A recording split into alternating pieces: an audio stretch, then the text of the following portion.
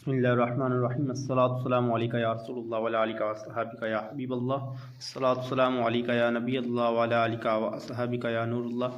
آج انشاءاللہ الکریم قرآن پاک کی دوسری سورۃ بقرہ کے بارے میں بات کریں گے، اس کا تعارف اور اس کے فضائل پڑھیں گے، سنیں گے۔ اللہ پاک عمل کرنے کی توفیق عطا فرمائے۔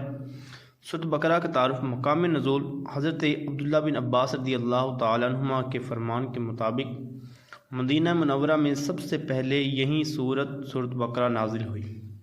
اس سے مراد ہے کہ جس سورت کی آیات سب سے پہلے نازل ہوئیں وہ سورۃ بقرہ ہے۔ رکوع اور آیات کی تعداد۔ سورۃ بقرہ اس سورت میں 40 رکوع اور 266 آیتیں ہیں۔ بقرہ نام رکھے جانے کی وجہ۔ عربی میں گائے کو بقرہ کہتے ہیں، اور اس سورت کے 8ویں اور 9ویں رکوع کی آیت نمبر 68 تا 73 میں بنی اسرائیل کی ایک گائے کا واقعہ بیان کیا گیا ہے۔ اس کی مناسبت سے اسے سورۃ بقرہ کہتے ہیں۔ سورۃ بقرہ کے فضائل۔ احادیث میں اس سورت کے بے شمار فضائل بیان کیے گئے ہیں، ان میں سے 5 فضائل درج ذیل ہیں۔ حضرت ابو امامہ باہلی رضی اللہ تعالیٰ عنہ سے روایت ہے، نبی کریم صلی اللہ تعالیٰ علیہ وسلم نے ارشاد فرمایا، قرآن پاک کی تلاوت کیا کرو، کیونکہ وہ قیامت کا دن اپنی تلاوت کرنے والوں کی شفاعت کرے گا۔ اور 2 روشن صورتیں یعنی سورۃ بقرہ اور سورۃ آل عمران پڑھا کرو، کیونکہ یہ دونوں قیامت کے دن اس طرح آئیں گی جس طرح 2 بادل ہوں یا 2 سائبان ہوں یا 2 اڑتے ہوئے پرندوں کی قطاریں ہوں، اور یہ دونوں صورتیں اپنے پڑھنے والوں کی شفاعت کریں گی۔ سورۃ بقرہ پڑھا کرو، کیونکہ اس کو پڑھتے رہنے میں برکت ہے اور نہ پڑھنے میں ثواب سے محروم رہ جانے پر حسرت ہے، اور جادوگر اس سورت کا مقابلہ کرنے کی طاقت نہیں رکھتے۔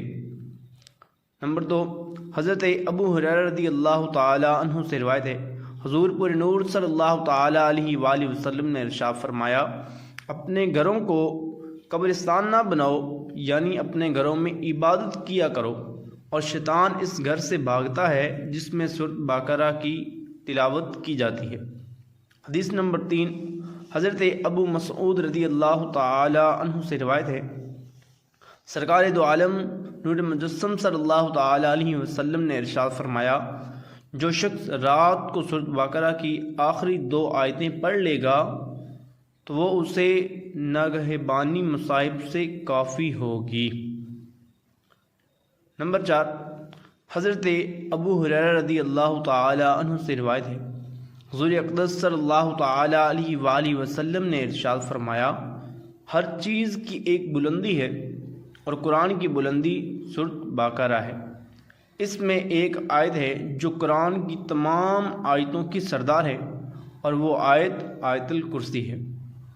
حدیث نمبر 5، حضرت سہل بن سعدی رضی اللہ تعالی عنہ سے روایت ہے، حضور انور صلی اللہ تعالی علیہ وآلہ وسلم نے ارشاد فرمایا، جس نے دن کے وقت اپنے گھر میں سورۃ بقرہ کی تلاوت کی تو 3 دن تک شیطان اس کے گھر کے قریب نہیں آئے گا، اور جس نے رات کے وقت اپنے گھر میں سورۃ بقرہ کی تلاوت کی تو 3 راتیں اس گھر میں شیطان داخل نہ ہوگا۔